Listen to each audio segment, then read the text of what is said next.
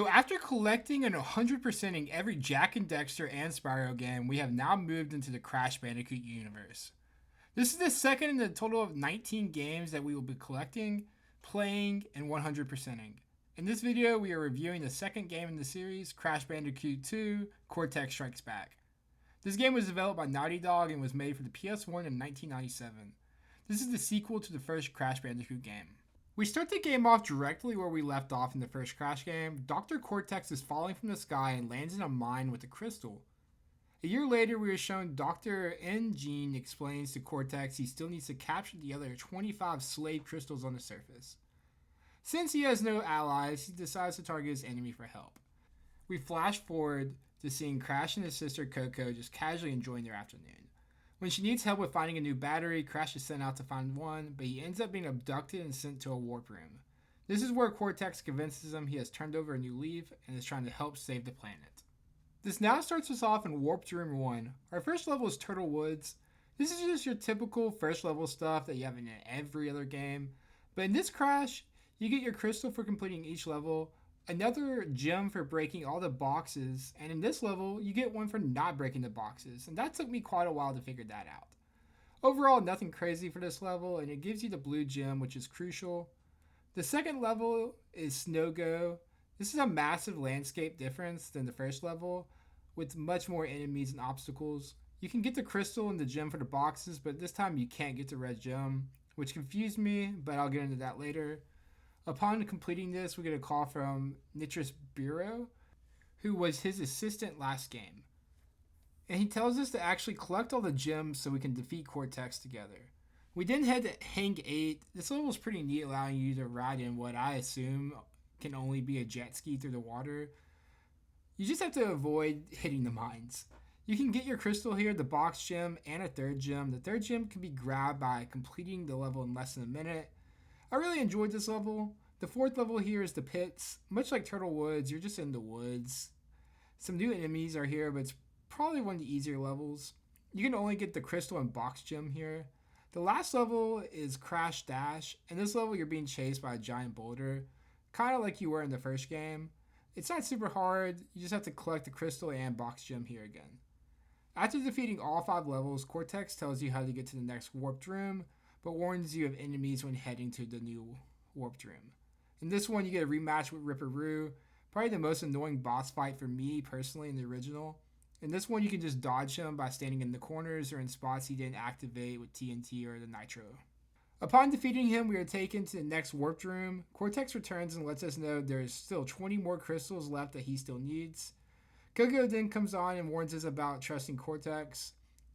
We start an air crash first by jumping on the boxes in the water and then jumping on the platform. It will spawn us in a different warped room, allowing us to return to Snow Go to get the red gem we need.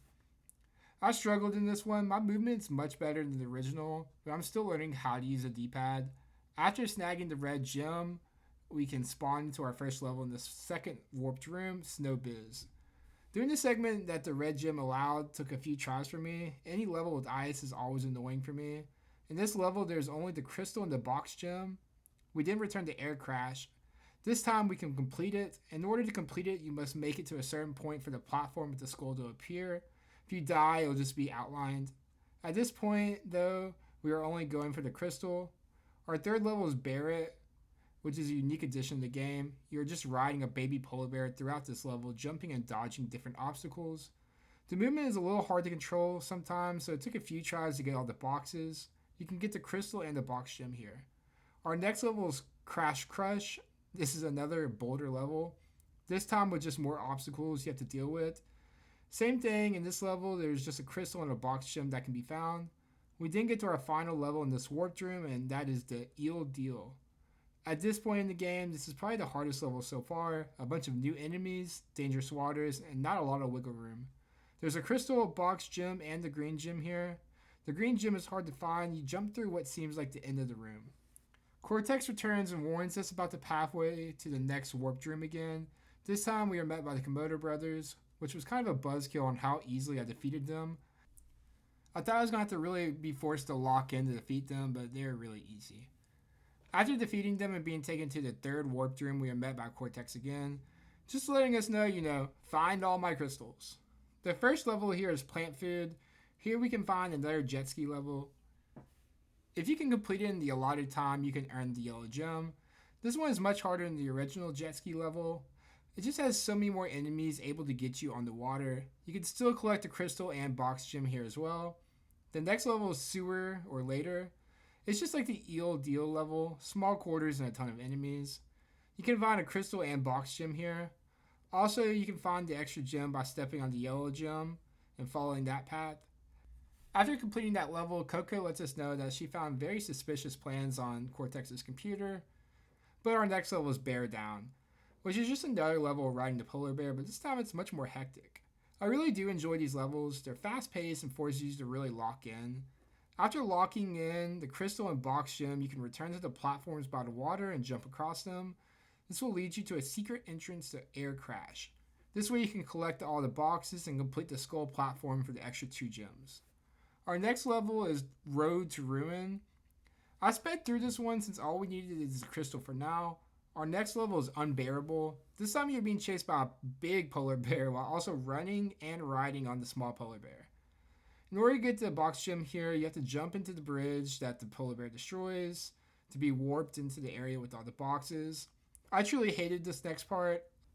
I could not time my jumps to dodge the bullets and just kept dying. After grabbing the box gem and the crystal, you can return to where you left the polar bear to be taken to the first secret level, Totally Bare. This is like the levels in the first game where you have the firefly light up the part of the path. Getting the box gem for this is a tad bit more difficult though, since you can't predict where the boxes are and you're riding the polar bear. Cortex returns to us and lets us know that the last 10 crystals will be the hardest to gather and warns us about the stronger enemies yet to come. We then head to the 4th warped room to be met by Tiny Tiger, who ironically isn't tiny at all. He is just chasing you on different platforms. These platforms will turn red and fall. The objective is to try to make him jump on that as it's falling.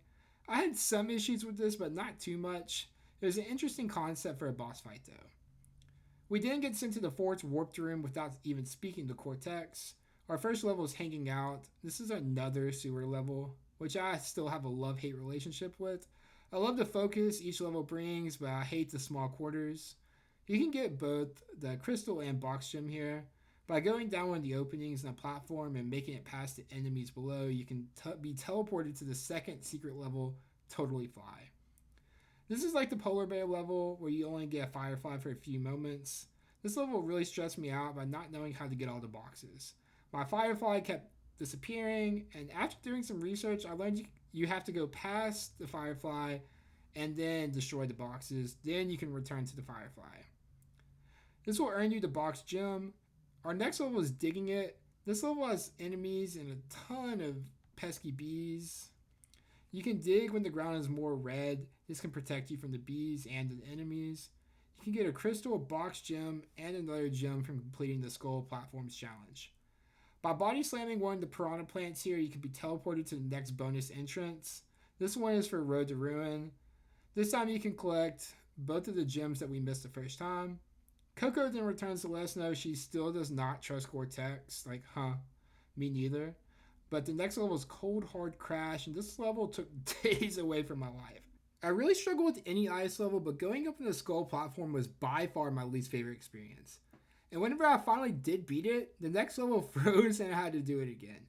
You can get the gem from completing the Skull platform and all the boxes you need for the box gem here as well. The next level is Ruination, and for some reason the thunderstorm kept making my game freeze. After turning the sound off for this level, it finally let me continue the game out. I did really struggle with timing my jumps over the Donkey Kong type of character. For clearing the path the green gem takes you, you can earn another clear gem. You can also get a crystal and the box gem here as well. The last level here is Bee Hauling. This is another level just like Digging It, but it has so many more enemies and so many more bees. You can earn the purple gem by jumping on a staircase of nitro boxes. This will teleport you to the area to get the gem. This is another area with the hunters shooting bullets at you. I really struggled here. After returning, you can get the crystal and box gem. After clearing all 5 levels, Cortex returns and tells you about Jin. We go up the platform and have our duel with him. This is by far the hardest boss fight I have had. Once you play it a few times, you can pick up on the pattern, but so far in this game, he was the toughest we faced. It was very saddening to make it to the very end just for him to hit you with a crazy green beam and just knocks you right off. After defeating him, we are taken to the final warped room. Cortex reappears and he is quite flustered with the fact that we still have not got him his final 5 crystals. Our first level here is Piston It Away. This level was arguably the top 3 most annoying for me. It took me a while to figure out and understand what the arrows stood for and why it just kept shrinking and dying. It also brought out a new slew of enemies. By going up on the green platform, you can earn a clear gem. You can also earn the crystal and box gem in here as well. The next level is Rocket. It took me a while to figure out the movement with the jetpack, so that was very aggravating. I looked it up and it told me the complete opposite thing. But after understanding it, it was quite enjoyable. You can earn a crystal and box gem here. The next level here is Night Fight. Just like levels in the past, you have a Firefly for only so long to help you navigate the level. By taking the skull platform, you can earn a clear gem. Afterwards, you can earn the crystal and box gem. I actually enjoy these levels. It's nice to do something different. The next level is Pack Attack. Just like Rocket, it's another jetpack level. This one has more enemies, but wasn't as bad because I learned the correct movement. Something I admire about this game was the addition of some of these unique levels. The last level in this game is Spaced Out. I also really struggled with this one. This one has the same setup as Piston It Away. Here you can get a clear gem by stepping on the blue gem. This route will take you through different areas, all transported by different colored gems, which was pretty neat in my opinion. This will give you a clear gem upon defeating it. It was really cool to see all the colored gems in this one route. You can also earn the crystal and the box gem. After gathering all the crystals, you begin your fight with Cortex. The first time through, I thought I had to spin the rocks towards him to deal damage. The second time, I realized I just had to hit him with the spin. It was sort of a buzzkill for a final boss fight. It was a little too easy in my opinion. After you defeat him, you're back on the beach with Coco and she begins to ask about Cortex and what to do with the vortex still up there. After you collect all the gems and crystals, you can get the 100% ending. This will have you meet up with Dr. Biro. He then has you shoot his laser right at the vortex to destroy it. Going into this game, I was a little worried. I really sucked and struggled with the original. I am not sure if just playing the entire first game got me more used to the D-pad, or this game was just a little bit more forgiving. Or it could just be a little bit of both. I really enjoyed this game though. I feel like they toned down the insane difficulty and made it where you could save all the boxes you found each time you hit a checkpoint. That really made it much easier to 100% the game. I also really enjoyed the fact you had more interactions with Cortex, Biro, and Coco in this game. But did Crash's girlfriend just break up with him? Where'd she go? But the music in this game was fabulous. The gameplay felt really, really good. And I really enjoyed the storyline of it all. Very interesting to see how the third game stacks up. Now, my overall rating for this game is a 9.5 out of 10. I was hooked on playing and completing this game. I cannot wait to start the third game. The next game in our series is going to be Crash Bandicoot Warped.